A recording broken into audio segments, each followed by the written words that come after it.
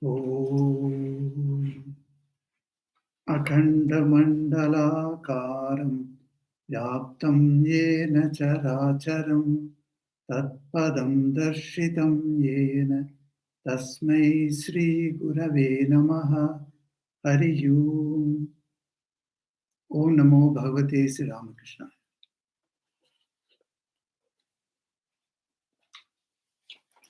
Welcome to the readings and reflections on the life of Holy Mother. This is 84th week. We are reading from this book, Holy Mother Sri Sarada Devi, written by Srimad Swami Gambhirananji Maharaj. As usual, we shall read a few passages and take up some points for reflections.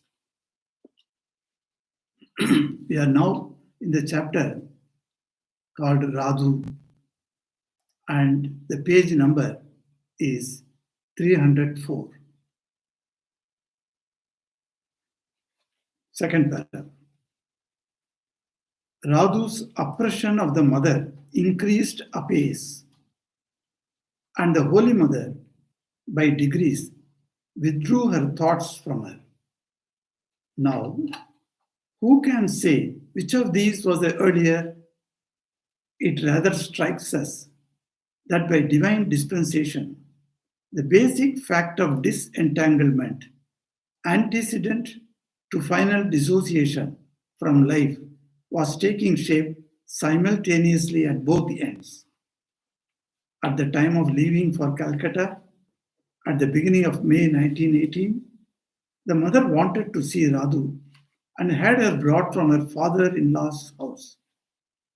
As soon as she got down from the palanquin, the mother greeted her warmly, saying, "Come, my daughter, Radhu," and pressed her to her bosom. But she was now aware that Radhu's individuality was fully developed. She had willfully gone to her husband at Tajpur, leaving behind the Holy Mother in her sick bed at Kualpada. And later, when the mother had inquired if she would go to Calcutta, she had declined. The mother took due account of Radhu's wishes and arranged for sending her back to her husband. At the time of parting, Radhu wept bitterly and saluted the mother by falling down at her feet. But the mother remained totally unmoved. She blessed her cheerfully and bade farewell to her quietly, as she would have done to anyone else. A bystander, not knowing them personally, could not believe that they were really Radhu and the mother. We now come to the beginning of April 1920. Radhu was then at Calcutta with the mother, and her son was also there. Regretfully, the mother said, "I have lost all for Radhu, my health, my spiritual exercises, money, indeed everything. And she is almost on the point of killing her son. He has somehow been saved on being handed over to Sarala after his coming here. And Kanjilal is treating him. As for Kanjilal, he has declared already, I shan't be able to treat the boy if he is in Radhu's keeping. I don't know what's there in the master's mind. What's the meaning of giving her a son when she doesn't know so much as how to take care of her own person? And furthermore, she has developed a disease again. What's all this come to, my daughter? Whatever that may be, I am fed up with them. How outrageous was their conduct at home? Did they care for me at all?" It is the Bengali New Year's Day in the middle of April 1920. The evening service at the Udbodhan is over. It is not yet time to feed Radhu's son. Someone has gone to call Sarala Devi for the purpose, but the child is crying. Hence Radhu insists on feeding him forthwith. As the mother forbids her, she flashes up and curses the mother. "May you die. May your mouth be on funeral fire, and so on. The mother has been fighting for a long time with the disease and truculence.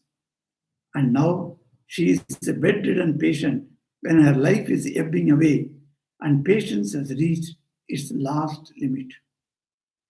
She can bear it no longer, and with the greatest pain, mixed with the highest affection, she says, "Yes, you will know what straits you will be reduced to when I am gone."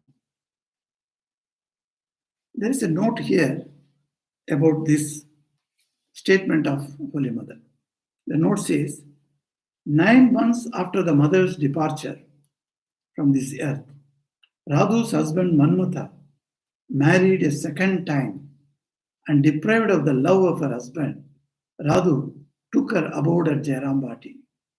Manmatha's economic condition deteriorated at this time, so that he often visited Radhu to get from her a slice of the monthly allowance that Swami Sardananda had arranged for her maintenance. Radhu could not refuse it to her husband. Today, on this New Year's Day, I wish it so truly that you may die first and then I pass away in comfort. Radhu could, however, hardly recognize the hidden touch of love. She could only see the indifference on the surface. With mortification, the mother said at last to a devotee, "Fan me, my daughter. Oppression from her burns. Oppression from her burns me to the very bone." The mother continued on this earth only for 3 months after this. With this, we complete this chapter called Radhu.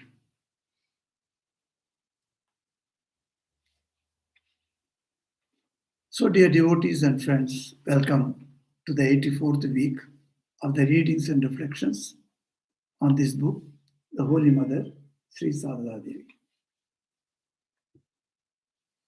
Just to recapitulate last week, what we have been seeing, Swami Gambirananji, the author of this book, has been quite clear in telling the readers that Holy Mother started a sort of detachment with Radhu even 6 years before. That is, in the year 1913. And he could clearly tell us one or two incidents as an example to understand that mother was taking her mind away from Radhu. But those who knew Holy Mother, those who have heard from Sri Ramakrishna, they all were apprehensive, because if mother takes her mind away fully from Radhu, mother's body will not remain. So the end of Holy Mother was clearly seen as coming nearer and nearer.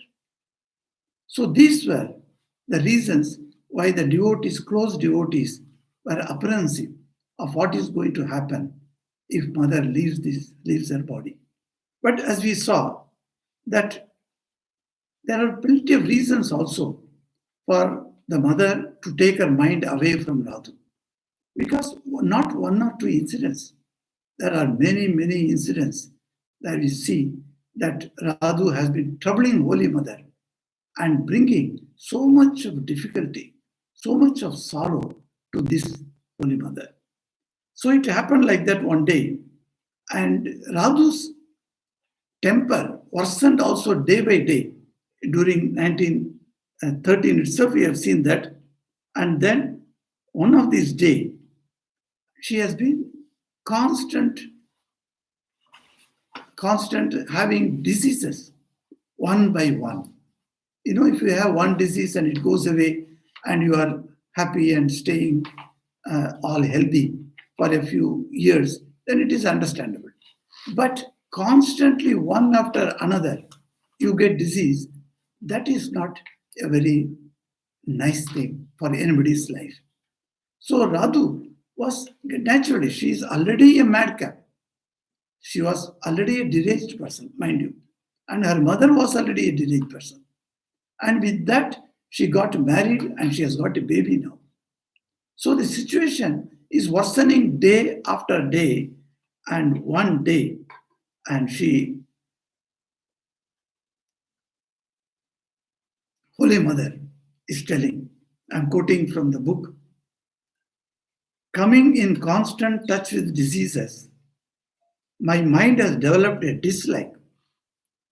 But I keep it there by force and say, Master, let my mind be a little attached to Radhi. Otherwise, who will take care of her?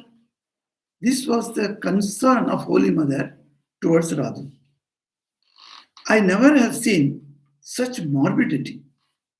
She must have died of some disease in a previous birth before she could undertake any expiatory rites. Last week, I stopped at this place. And there are more than 10 questions have come to me from different devotees of different places all over the globe. And they are asking me, Maharaj, you have left us in such an interesting place where you didn't proceed. And you said that next week we shall see. So today, as I promised you last week, I must deal with this matter with reference to Ramcharitmanas. So here you find a very pertinent sentence Holy Mother utters. What she said, she must have died of some disease in a previous birth before she could undertake any expiatory rites. So we saw last week, according to the Manu Smriti, the law, the civil law that was codified to conduct the Vedic society in the olden days, that Manu's law says it gives you different types of punishments. We saw different types of punishment. In that, expiatory rite also is one kind of thing to be undertaken. This is something to explain it in this way that if you have done something wrong in life, of course, there is police. Of course, there is a court. And all those things will come into play if some person commits crime. And for crime, the society has got due law. And the due law process will be undergone. And the person who does crime, he will be caught and he will be punished. Now, this type of punishment in law has got many variations. So, this expiatory rite, what I was telling you, the olden days, what is called this expiatory rite, were slowly becoming obsolete. And nowadays, in the criminal law or the civil law, that expiatory rites is not given any importance. But what had happened because it was not given importance? The thing is, the faith in the religious systems is coming down slowly in the society. So what we find, a staunch Catholic society Ireland was once. And today, you see, 35% of the population declare that we don't believe in God in any religion. And that number is growing. And people are clamoring for a secular education, not religious education. And that number is growing. And parents are searching for such schools where secular education is given. So, even in this country, this is not only one country.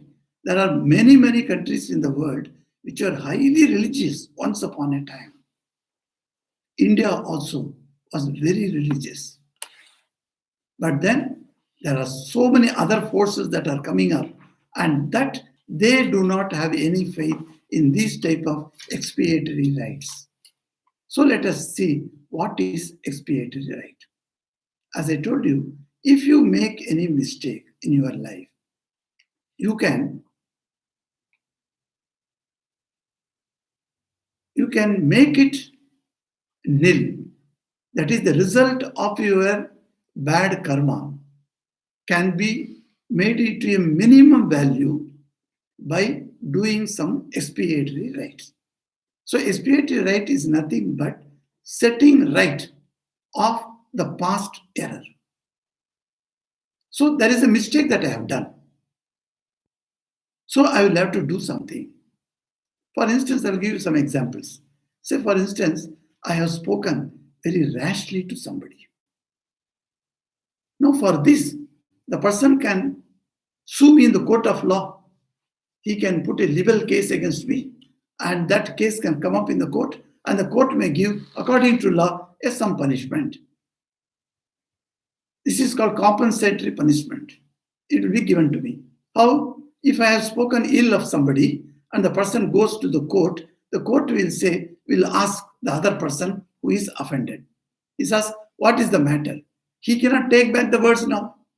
He can say, excuse me, but you want him to be punished. So what is the quantum of money that you require?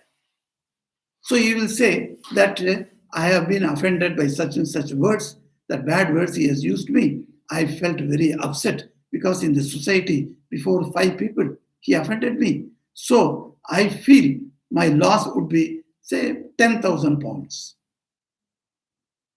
Now, the court will say, okay, 5,000 pounds, it will give judgment. So it's called compensatory for the person who has done something wrong. Now, this is, the civil law has taken care of. Your thing has been done. So you are satisfied with the compensation, you take the 5,000 and go away. But the law of karma does not stop. Law of karma, that is the spiritual law. The civil law is over. But the spiritual law is there. It is going to come back to you something as a result of that. That cannot be stopped by the judge, not by the judiciary, not by the police. Now, what will happen to that person? So, spiritual law takes place. And the spiritual law will bring the result either immediately, or within 3 months, or within 1 year, or in the next birth.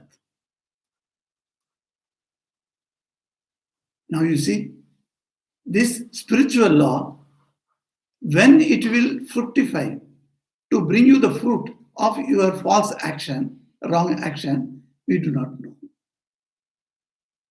The spiritual law takes its own time. Its own time. In Tamil, there is a proverb, Arasan Andru Kollum, Deivam Nindru Kollum. So that means, so the king will punish immediately. When the case comes to him, he will punish. But the God, who is the supreme power, he will not punish immediately. He will take his own time. Because he knows that you have got many births, and in one of the births, he will bring that punishment to you. So, if you have done some expiatory rites in this context, what should I should have done? I would have made some sweets and offered to the Lord and tell him, today I have done a wrong thing. I have spoken very bad of a person in public. So the person got offended. So I want to remove the bad effect from my karma.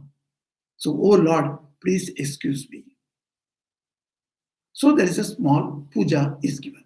So this Manu Shastra, as I told you, these smritis, the civil laws, they have got lots and lots and lots of methods to do these expiatory rites. For instance, a person who is having stomach pain for long, he has gone to the doctors have treated him, but no result. For many years he is suffering. So he developed his faith in God, and then he went to a Pandit who knew these scriptures. So he told him, I am having a lot of pain in the stomach. What expiatory rite you advise? So that man took the book I opened the book and he found out that if you can feed every week 20 children of some substantial food, then your stomach pain will go away. Now, this person could not understand what is the connection between my feeding the children and my stomach ache. He couldn't understand, naturally. But then, since he had faith in that, he did. This happened in South Africa. And the gentleman went to some of the very poor boys and girls living, in a hostel like. He went there and he told the madam who was in charge there, I want to feed the children here. Every week I will come on Sunday with all the things prepared from my home and I want to feed them. Will you allow your children to eat? She said, okay, bring. Very good. Because in one of the distribution time, I was there. I was also taken. So I saw the children, so wonderful children, the children, they're all black children, but they are so happy to receive us.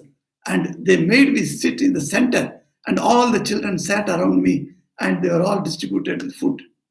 So he did like that, as per the recommendation. Now, whether you will believe it or not, his stomach ache has gone.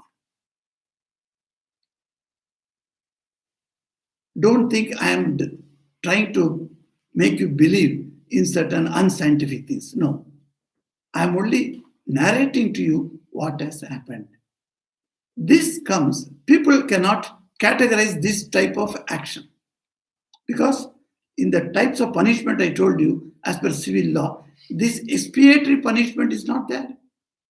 So people cannot understand this. They cannot categorize this. But I know because I saw these books and I learned from my elders and that there is a site of expiatory rite is there. Holy Mother's life, whom we are discussing about now, this Holy Mother had a terrible burning sensation of the body. What she did? And along with that, stomach ache. So she did one expiatory rite. She went to a temple of Devi and lied down there for hours together, completely fasting. That is also called expiatory rites. She did Panchatapa. Panchatapa is a terrible austerity. There are 4 sides. You put on fuel and then burn. And in middle, you sit. And on the top of your head, the sun, scorching sun during summer time. Then Calcutta summertime is terrible if you had gone there. At that time, and 4 sides, east, west, north, south, the fire is burning and Holy Mother is sitting there. You know how much burning it will take. But then from sunrise to sunset, she sat for 1 week. It is not an easy thing. It was one of the expiatory rites. So there are different types of expiatory rites are there. People are advised, if you are a very religious person, and go to the religious leaders and they advise these expiatory rites. This only can offset the spiritual karmic result that is going to come to you. It will not also upset completely. As I told you, the thrust of that result that is going to come to you later will be extraordinarily, in a tremendous way, to be reduced. It cannot be made to zero. Suffering has to be there. But then the suffering will not be as big as Himalayan, as some people may think. So these expiatory rites are very interesting. Why I was telling you that next week I will discuss what in Ramcharitmanas is written is a beautiful scripture called Sri Ramacharitmanas. What is the scripture and who wrote this scripture? The scripture was written by Tulasi Das, one great saint and who was a great ardent devotee of Sri Ram. Sri Ram, Hanumanji and Lakshmana, Sita, Bharata, Shatrughna, this entire thing, he wanted to write Ramayana. It's called Ramayana. Story of Ram is called Ramayana. In India, of course, every child knows the story of Ramayana. Ramayana story is well known in the nook and corner of India. And now, if you find that in the southeastern countries, which I had the chance to visit when I was in Singapore, many of the neighboring countries, I visited, meeting the devotees group there. There, to my great surprise, even the streets, roads are called Rama. And the king is called Rama in Bangkok. In Bangkok, you will find in Thailand, the king's name will end with Rama. And I asked them, this Rama means what? No, this is that Indian Rama king. They say that. Streets names are there in Ram's name, in Hanuman's name, street names. And then you'll find go to other places. You go to Vietnam, you go to other places. Everywhere you'll find this Hindu name of Rama has been well understood. And particularly in Thailand, I should say the Ramayana is being enacted at different theatrical groups. So you will find plenty of Ramayana things are there. So when I went, they took me to one Ramayana recital and I saw all the Thai people only they are doing it. But their own Ramayana is there. So somebody acts like Lakshmana, somebody like Ravana, etc., etc. In Thailand, in Bangkok airport, when you enter, there is a huge image built is there. What is that image? You'll be surprised. That image is nothing but the Samudra Manthan image, as we call it. The churning of the ocean episode of the Puranas is there. So there is Vishnu sitting on the top, and down below there is a big mountain, and the mountain is now churned. That is the churning rod it is. And that churning is done by who? One side Devatas, another side Asuras. And the rope of the churning is the snake. So the big snake is there, and Devatas one side, Asuras another side, and they are churning. This huge image is there. And then before entering the airport, that is outside the airport, you will find Ravana's picture. A statue it is, not picture, statue.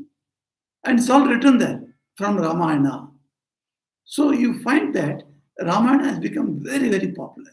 And I think for nowadays, Ramayana is popular, even went beyond these southeastern countries. It has gone to Japan.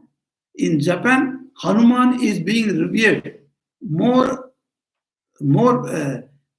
popularly than the other Western giants, who have come, like Superman, etc. So more than that, Hanuman is revered now. And people would like to see Hanuman's comic stories. And children read avidly in Japan. And you go further to that Western countries, and you will find Ramayana is well known. There is an international Ramayana book, a research is being done with the assistance, financial assistance from the government of India. And they are doing huge, a very big book is coming up in parts, in so many parts. And that book will contain Ramayana stories known from all over the world. So every country has been sought after. And they have said, in your country, do you have any type of sign of connection with the Ramayana of India? And people are now, research scholars are there. So they have contacted Ireland also. In Ireland also, there are some scholars who are experts on Ramayana. And they want to find out how the Ramayana episodes of the original Ramayana has got influence on the mythological or the stories, the fairy tales, the stories in Ireland. They are trying to now find out. So you see, that type of every country you find that it has spread like that. So in Hindi language, people read one Ramayana written by Ramcharitmanas, written by Sri Tulsidas. This Ramayana has got 7 parts, so 7 sections. So the one section is called, last section is called Yuddha Kanda, the section depicting the war scene in the Ramayana. You all know that, in short, the Rama's wife Sita was abducted by a Asura.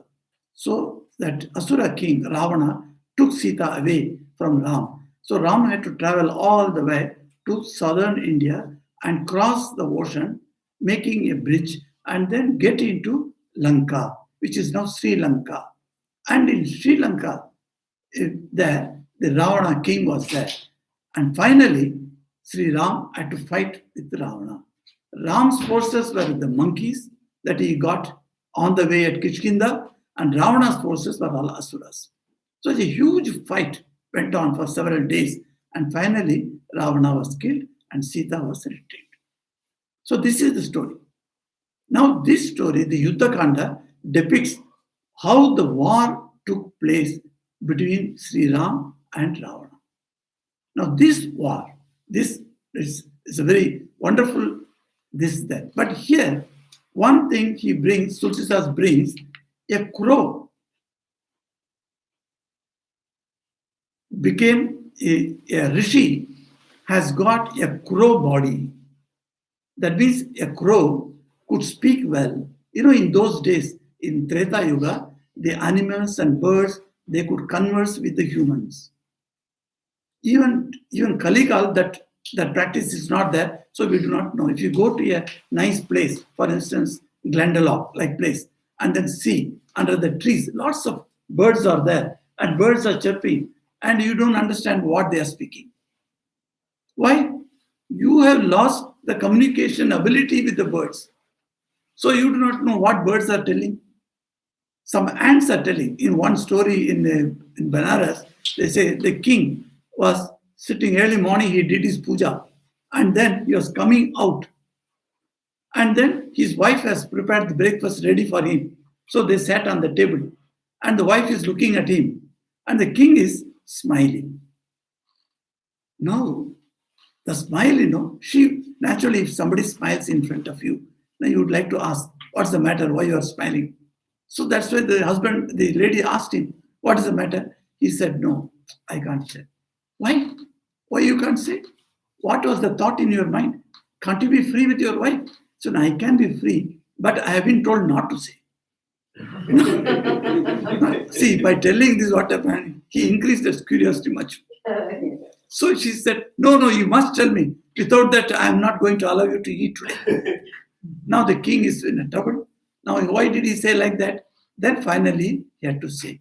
And he has to say this, you see, if I tell this to you, as per the command that I have received now, my head will break into pieces.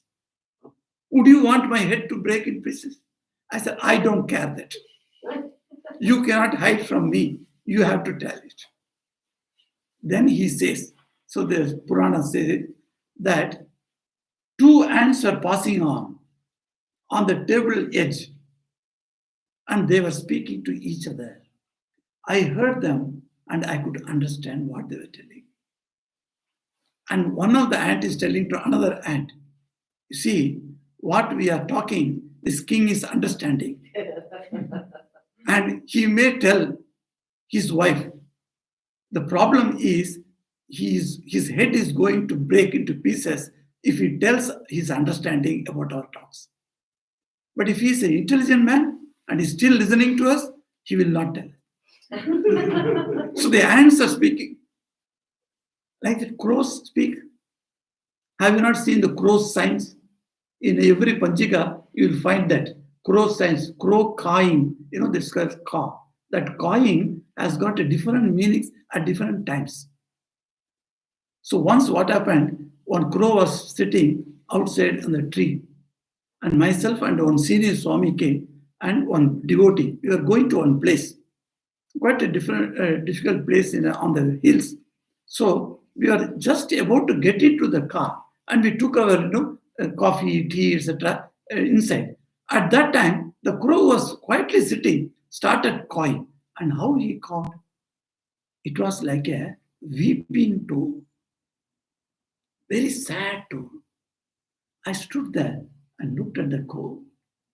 And why are you crying like this? Very sad. And then I told the senior Swamiji, Maharaj, let us stop for some time. Let us go inside the prayer hall and sit for some time. After 15 minutes, you can stop. By the time the crow also will fly away. But the crow is telling us there will be danger. He looked at me. What? You still believe on these things? And he scolded me, because I was a young boy. So he scolded me. So you believe like this? No, come. Let us take the name of Ramakrishna. Nothing will happen to us. And then we entered in the car and then we went. Only 60 or 70 kilometers we had gone into the forest. It is a forest road going to up the mountain. And there the car stuck. That's all. It stopped and the driver said, what has happened? The tire got punctured. And you got a stepney tire is there? Why don't you put the tire? No, that is already punctured. I thought today morning before going I will get it done. But I could not get it done. So there is no other spare tire. So we three people, came out. And I'm looking at the Swami. I don't want to give him embarrassment, I'm looking at me only with the corner of my eye. And he is putting his head down. He did not listen to me. And it happened. Luckily, because he said, Ramakrishna's name I have taken, nothing will happen to us. But it happened. But then because he took the name of Ramakrishna, he had that faith, one car came and stopped. And said, what is your problem? So we said that one tire is, he said, okay. He told the driver, come with me. I'll take you. And in 1 kilometer distance, there was a small shop in the jungle. That tire, filling up. And he filled up and then he brought it and left us. It is because of the grace of Sri Ramakrishna. So both the things we experienced on that day. So the crow can talk to you, can tell you certain signs. They are called omens. This omen habit, people say it's all, superstition. That's what people call it. If you believe in these things, you are superstitious. Like that they say. But then I thought only in our country, India, these omens are there. Then when I traveled to several places, then I found every country has got. I think our Brian, who is sitting now, can give 1 hour lecture on Ireland omens. He knows so much. Ireland also has got so much. So you find that plenty of everywhere. Like that, good omens they say, then ill omens they call it. So these birds can speak. So this type of, why I brought you is this rishi who had a bird form was sitting. Due to certain curse on him, he had a crow body, but then he did not lose his knowledge of rishihood. The same thing we find a Swami, a rishi, who was about to realize God. Just before that, he fell in love with a deer, and then taking care of the deer all the time, 24 hours, he lost his goal and he died at that time. What happened to him? He was born as a deer cub in the same ashram. And he's moving around as a deer and looking at his place. Oh, this is the place I used to sit and sing. This is the place I used to do japam. And here the place I used to meet devotees. Like that he's imagining. He's having full knowledge. But the body is deer body. So the law of transmigration, or reincarnation as we say, says that a soul, after leaving the body, not necessarily always it will have human body. It depends upon its karma and bhavana. If the karma is a heinous crime, if you have done, say you have killed a just born baby, Shishu Hatya, if you do that, you are doing a heinous crime. If you kill a pregnant lady, it comes under the heinous crime. So there are classification of crimes. What is heinous, what is normal, what is simple, etc. So in crime also there are a lot of things out there. Say stealing a pencil in a class. This is not a very heinous crime, So you can just warn. With a warning, you can let the student off. So like that, the punishment also will vary according to the crime. Now, this rishi, who was cursed by another rishi, had to assume a crow body. But there, who is the king of the birds? The king of the birds is eagle, Garuda. And Garuda's service was required in Ramayana. During Yuddhakanda, Lakshmana and Rama were tied with their Nagapasha. It's called a weapon is there. If the weapon is set out on you, that weapon will come and bind you, your legs and hands, and it make you fall down. And it is a serpent. So the serpent binds you. You cannot come out. And slowly, slowly it will go on increasing the tightness that you will die. And that was the situation when they were put. So people were wondering, the other people were there, Hanuman was there, other people, they were wondering what to do. Then they said, if we can get Garuda, then the serpent, is afraid of Garuda. The eagles can fight with the serpents and they can kill serpents. So serpents are afraid. So if Garuda comes, then serpent will go away. So Garuda was invited. So Garuda, he is a Lord Vishnu's vehicle. He is the Vahana, as you call. And this Garuda came and the serpents went away and Rama and Lakshmana were released. And then he was going back to Lord Vishnu. But what happened? Lord Vishnu is Antaryami. He knows everything, whatever you are doing. The moment he did accomplish successfully his task, the ego set in him. Garuda thought, people say Sri Ram is an avatar of Vishnu. He himself was bound, and I had to come and release him from his suffering. See, this is ego. That ego started coming in Garuda's mind. And when he went to Lord Vishnu and said, Lord Vishnu, I have come back. Very happily he said, I have done my task. Lord Vishnu was little unmindful. He did not welcome him as he used to do every time. He simply ordered him with a very stern voice, go to Mahadev, go to Lord Shiva. So Garuda could not understand why he is asking me to go to Lord Shiva. Anyway, it is Lord's order. So he went there. When he went to Lord Shiva was fully compassionate. And said, oh Garuda, come. Sit here. What you will eat like that is showing hospitality. So Garuda was surprised. Generally, Lord Shiva would not look at me so much, because I am Vishnu's Vahan. So his Vahan is the bull, you see. So he is proud of his bull. So today he is all happy with me. What is the matter? He said, Garuda, do you want to go back to the same profession that you are doing as you are doing to Lord Vishnu? I said, yes, that is my cherished desire.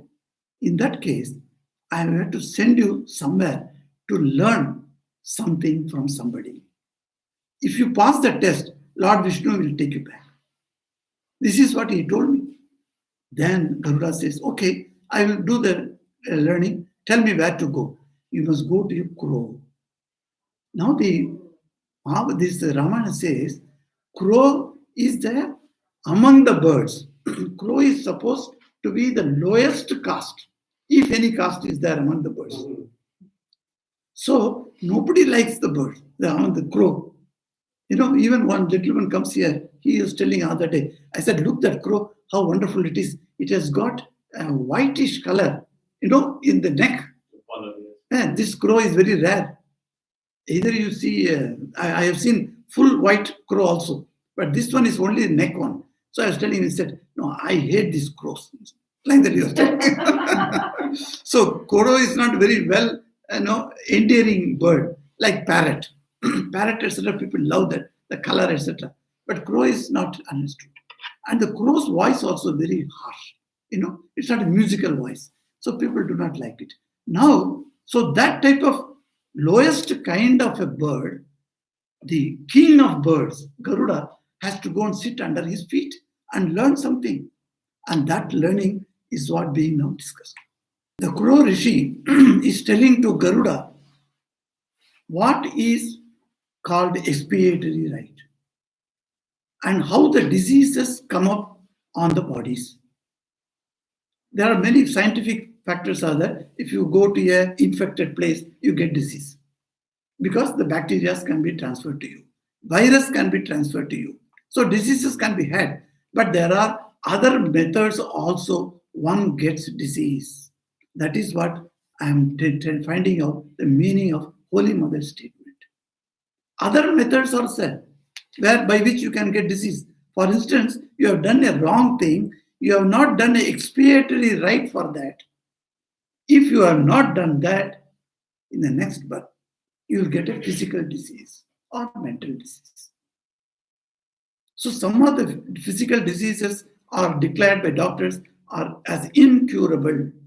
That means the person has to suffer it on his life. That disease has become incurable is because the previous birth he has done some karma for which he has not done any compensation. So that spiritual law is working now. That is there, it is set there and it is working. So these things are explained in Ramcharitmanas. I am telling you the 7th Kanda, Yuddha Kanda. The Doha number is 120. Doha number. If you write 120 Doha number, you can get it. Because most of the devotees may be having these Ramcharitmanas in their homes. You can see that. 120 and 121. These are the two Dohas I am referring to you. Each Doha is, is a two-line song. And under each Doha, what comes is called Chaupai. So 4-line Chaupai comes. So there are 19 Chaupais under this 120 Doha. That 19 Chaupais, I'm not going to read it, the original Hindi, because there's no time. But I want to put you only this, in connection with this expiatory rites, I want to read the English translation to you. It will be interesting so that you can understand this. The English translation goes like this. This is a Gita Press English translation, very beautiful translation. Listen, the Garuda is telling to the Crow Rishi. So he is called Kak Bhushundi. The Rishi's name is Kak Bhushundi. So listen, O enemy of serpents, is addressing, the crow is addressing to Garuda. He is called enemy of serpents, Oh, listen, enemy of serpents. Like the rat and the serpent, the wicked injure others without any gain to themselves. Having destroyed others' prosperity, they perish themselves, even as the hail dissolves after destroying the crops. Hailstones come, they destroy the crops. So that's like that. The wicked people, they do their work. Then what happens to that?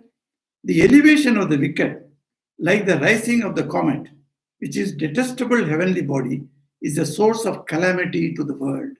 So if the wickedness increases in this world, it is a calamity to the world. The advancement of a saint, on the other hand, is ever conducive to joy, even as the rising of the sun and the moon brings delight to the whole universe. A vow of non-violence is the highest religious merit known in the Vedas. Yes. And then he says, that means if you follow a Vedic life, that is based on dharma, then you are doing good to the society. A reviler of Lord Hara and his own preceptor, that is, Hara means Lord Shiva. A reviler means one who is speaking ill of Lord Hara, that is Shiva, and his own preceptor, his own guru, who speaks ill of his own guru. What happens to him?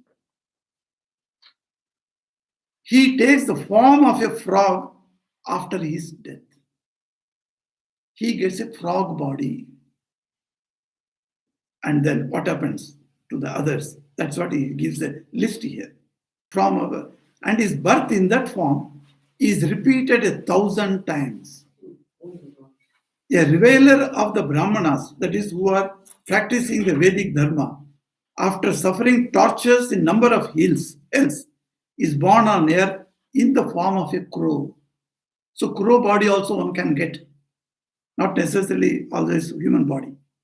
Those conceited souls who revile the gods and the Vedas are cast into the hell known as Raurava. They who delight in vilifying the saints are reborn as owls. And that type of owls, will come to ashram in any saint state and sit there and give that sound so that the saint comes out and looks at him so that its sin is being slowly, slowly washed off. So all the owls will not come. Some one or two will come. They are in the previous birth, they were all in the human body. And because of vilifying the saints, they have taken the old body and they have come there. So this is called expiatory. By going to a place and you work there. Some people take the form of a dog body and they remain with the Swamis. They're doing all sort of service. So that it shows that in the previous birth, it must have been a very intelligent, a human body it must have had.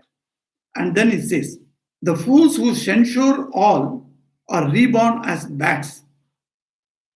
Now, after telling the rebirth of this type of animal body, note now, dear Garuda, the diseases of the mind from which everyone suffers. Infatuation is the root of all ailments, and from these again arise many other troubles. Infatuation. Infatuation is another word for lust. So that's what it says. That is the root cause of all ailments, which Lord Buddha, for whom we are doing this retreat, in his honor. So Lord Buddha's desire is the root cause of all suffering. That was the teaching of Lord Buddha. So this infatuation is the root of all ailments. And from these again arise many other troubles. Lust is a counterpart of wind, and inordinate greed corresponds to an abundance of phlegm. While anger represents bile, which constantly burns the breast, should all these three combine, there results what is known as sannipata, a derangement of the aforesaid three humors of the body, causing fever, which is a dangerous time. The craving for the manifold pleasures of the sense, so difficult to realize, or the various distempers, which are too numerous to name. The feeling of mindness corresponds to ringworms. See how terrible things are happening. Envy represents itches. Envy, if you are jealous of somebody, then itches will come. Then he says, while joy and grief correspond to a disease of the throat marked by an excessive enlargement of its glands. Even in joy, you see, and grief, this also that can happen. Then he says, grudging contemplation of others' happiness represents consumption. So the body parts like liver, like kidney, they are all slowly getting corrupted. Consumption.